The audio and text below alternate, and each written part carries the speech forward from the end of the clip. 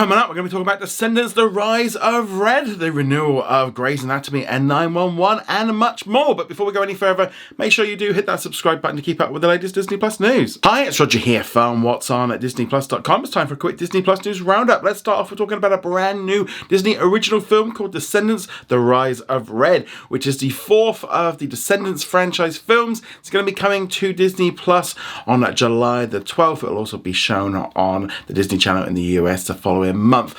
So we've got to see our first teaser trailer for this one, and it kind of looks kind of fun. You've kind of got Red just kind of going down a corridor, spray painting hearts everywhere, and then she kind of eventually bumps into her new roommate.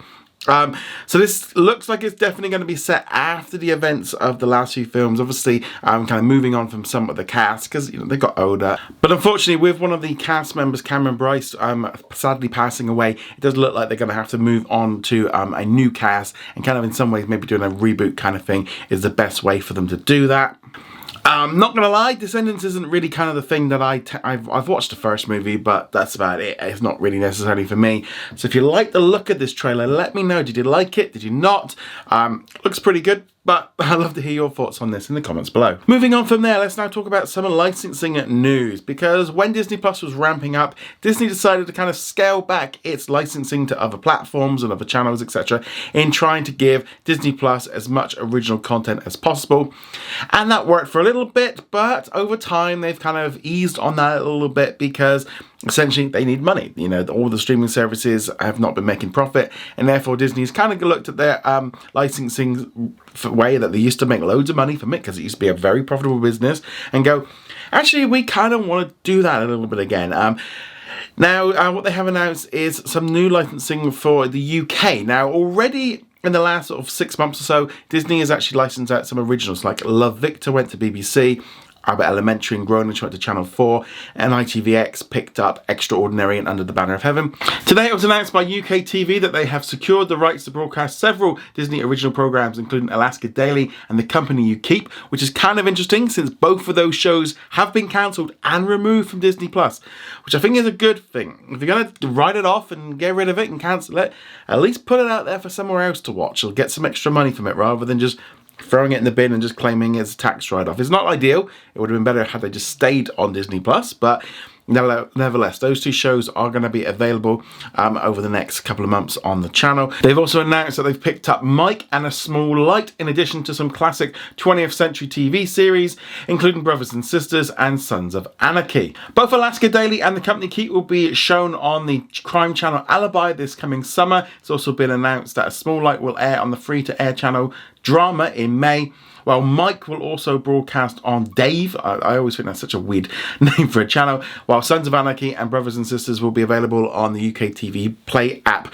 later this summer. Again, nothing too strange in how they're doing this, and just kind of getting additional money, getting more people to watch it. And these are still going to be available on Disney Plus, so like A Small Light and stuff will still be there. They're not necessarily exclusive. But I think we're going to see more of this, especially internationally, where in countries where they don't actually have linear channels, it makes sense to try and get it out there and give a little bit more room to grow, a little bit extra cash. And I think we're going to see a little bit more of this in other countries as well. And as far as I'm concerned, if it doesn't come off Disney Plus, I don't really see there as a negative, as long as it stays there. I mean, if they started taking things off and putting things on, it's just annoying and frustrating, and ultimately we're paying for the service and all the rest of it. But if they're putting it out there and just allowing more people to watch it, and it builds more knowledge of these shows, I think that's pretty good. But let us know what you think of all this in the comments below. Shifting gears now, let's now talk about two major shows which are going to be returning this coming fall for new seasons. So Grey's Anatomy will be returning for season 21, while 911 will be returning for season 8. Both have recently debuted on ABC in the US and have been huge hits.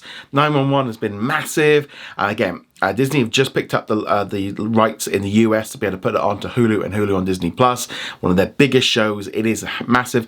I'm not going to lie, I wasn't really expecting these shows not to get picked up because they've been massively successful, and kind of fits in with the idea of Disney going after hits that are working.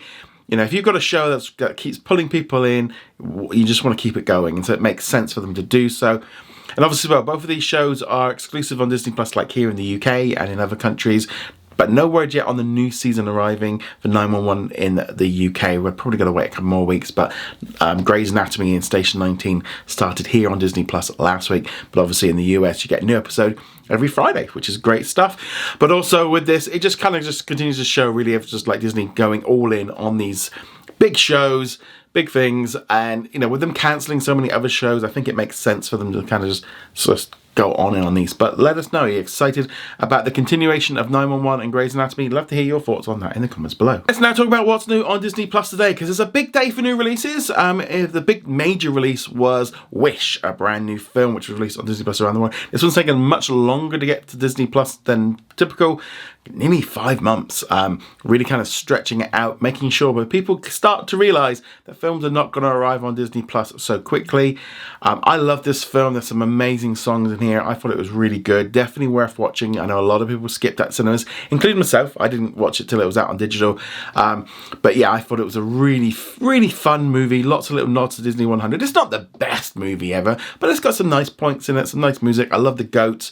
Definitely check it out. I'm sure it's going to be a huge hit on Disney Plus over the next few weeks, but that's the big one. There was also a new double episode of Star Wars The Bad Batch. Watched both of them this morning. Kind of setting up a little bit more maybe of what's happening with Grogu and what they're planning on with the setup. I don't know, there are definitely things being set up. I think something like with testing on Jedis and people with Force sensitive stuff. This double episode it's been good. I've been a little bit lukewarm on the series. That's been good. Also, new episode of X-Men 97 today. This one was primarily focused on Jubilee, and they got stuck in like a video game, very much kind of 90s, the X-Men video game. I liked it, but I'm a kid from that era, and that is, yeah, I thought that was a real nice, fun episode.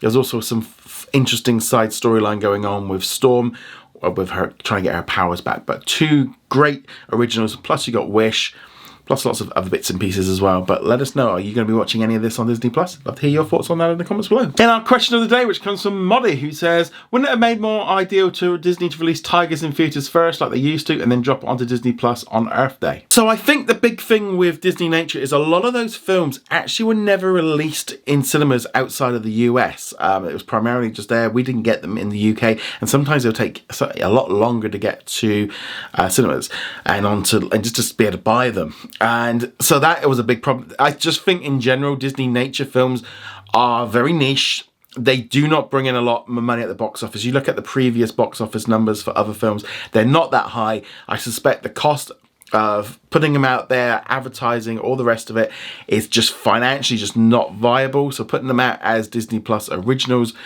just allows them to reach a bigger audience, less money being spent on it. And I think that's probably for the best. And I think Disney Plus still needs some big original stuff, and I think Disney Nature makes sense. Also, I wouldn't be at all surprised then if they film other stuff at the same time. They can sell that on as stock footage, use it for National Geographic. I wouldn't be at all surprised at that. I'm looking forward to The Rise of Tiger, the side-on documentary. That I think it's going to be more for me, as a little bit more of a grown-up. But yeah, the idea of putting them out in cinemas, I just don't think it works in today's environment. Maybe if they put it out there for that day or a few things, but our cinema's going to want to take it on. Our audience is really going to go. They've never really gone in the past to these films. So I think it makes sense. I'm just glad that they're continuing. It's a niche product. You don't get that many of them. And as long as people are enjoying it and people keep watching it, that's the key thing. But yeah, I just don't quite think that there's enough audience there to go cinema to see this. And also as well, if they put it out in cinemas, say they put it out at the beginning of April and then they put it onto Disney Plus on Earth Day, you're then causing problems then for all your other films, like I said with Wish, where you don't want things going there really quickly anymore. So it kind of, if they do that for like Tiger, then people will expect it for Inside Out and Deadpool. So it's a catch-22 on dealing with the other side of it. But I actually think putting it out on Disney Plus is the best way of reaching a bigger audience globally than the films ever have in the past. But let us know, do you think they should have released Tiger in cinemas? Love to hear your thoughts on that in the comments below. Go check us out over at what's on at disneyplus.com. Like, follow and subscribe to keep up with the latest Disney Plus news. And on that note, guys, thank you very much. See you guys soon. Laters.